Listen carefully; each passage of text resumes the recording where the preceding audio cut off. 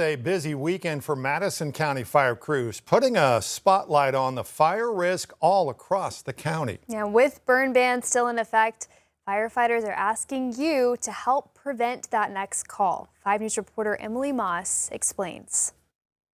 In these kind of conditions, accidentally starting a large fire is easy. With how dry the grass is here in the region, it really doesn't take much. And that's why fire departments here in Madison County are warning their residents about why they should be following the burn ban.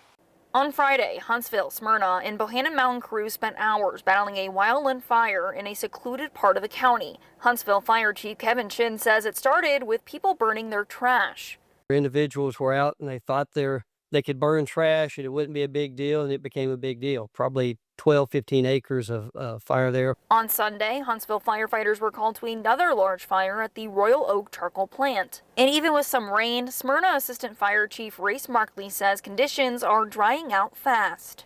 I mean, this rain this morning, it didn't even get enough to soak into the ground. Everything's still gonna be really dry. If you'll notice, it was raining at 6 a.m. this morning. By 8 o'clock, the concrete was already dry and hot. And everything else is gonna be also dry.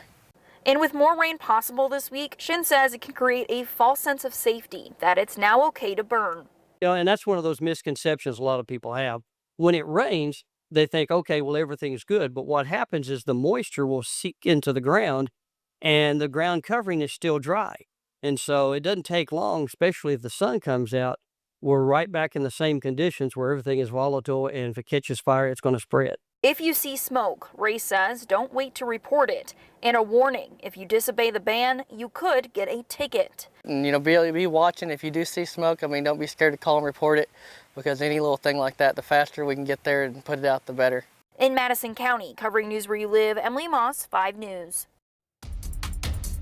Well, as many area fire departments are urging people to pay attention to the burn bans, not to do any kind of burning at all, the National Oceanic and Atmospheric Administration, known as NOAA, notes that last July is the 36th driest on record since 1895. It also shows a majority of our immediate area is in a moderate to severe drought.